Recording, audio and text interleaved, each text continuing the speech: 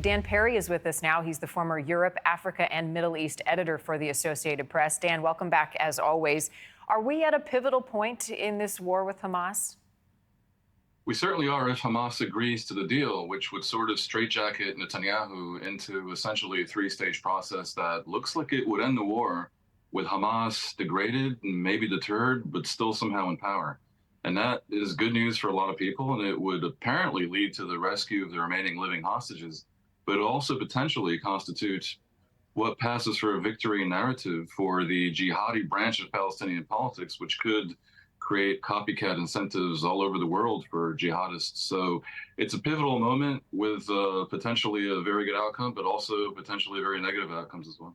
With Gantz's resignation, how does that enter the calculation? Well, the thing is, the three-stage plan that Biden announced on May 31st was presented as an Israeli proposal. And to the degree that it looks like it constitutes an agreement to leave Hamas in power, that's a proposal that the previous government, the one that fell apart yesterday, might have been able to live with, perhaps less so the current one. So that's kind of the reason why the noise you hear, the music that you hear, seems to be the U.S. pressuring Israel to accept its own proposal, because it's a slightly different government, and now it's one that depends completely on the far right. The far right has 14 of the 64 seats out of 120 that are in Netanyahu's coalition. So if you do the math, you see he loses his majority without them.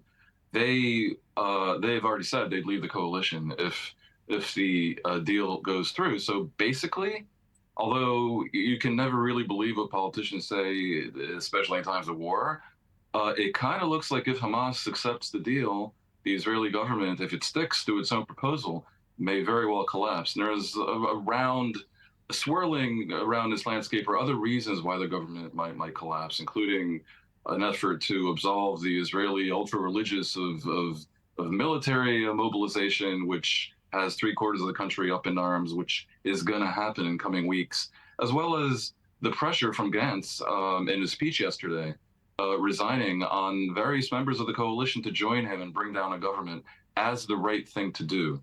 And that is, governments don't always do the right thing, but in parliamentary democracies, there is a tradition of, after an epic and colossal failure such as October 7th was for this government, and some would say the prosecution of the war since October 7th, they're expected to turn in their keys, and we'll see where this goes. But there's certainly a scenario where Israel ends up going to the polls in a couple of months, and again, that would be a good thing because maybe a better government comes out of it. But on the other hand, again, it might embolden Hamas and further weaken the chances that they agree to a deal that is somehow face-saving for all sides.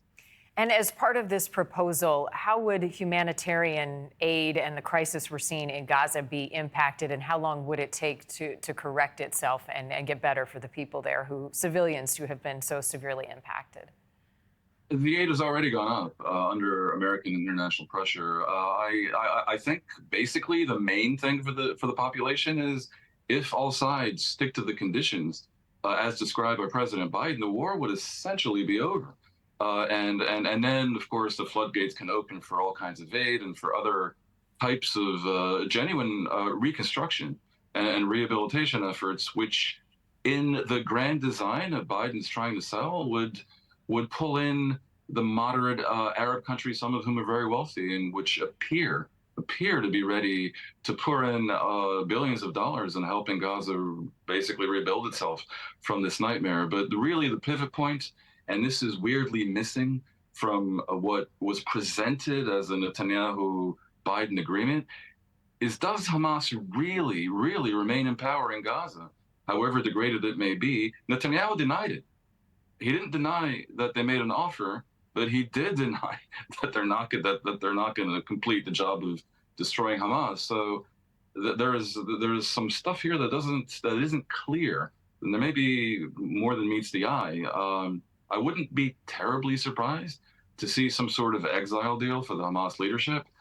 Note that in recent days, Qatar has gotten involved, obviously under American pressure, threatening Hamas to kick out their political leadership from Qatar, from Doha, unless they accept the deal. I think it kind of comes down to one man, Yahya Sinwar, in tunnels underneath Gaza, surrounded almost certainly by Israeli hostages, by all accounts, a psychopathic sociopath who may be suicidal. So none of us are telepathic, and it's a moment of just maximal drama. A drama also evident in the nature of this rescue attempt, successful rescue over the weekend.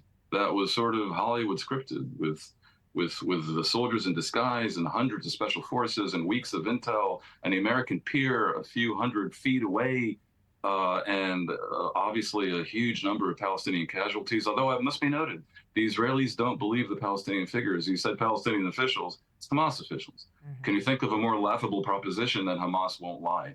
So we don't really fully know what happened, and that reflects a completely lunatic situation in Gaza, which I have trouble remembering the equal of, frankly. I guess you'd have to go back to Islamic State running cities in Iraq, which was its own brand of lunacy. But just none of us should underestimate the human drama, the suffering on both sides, and the trauma on both sides.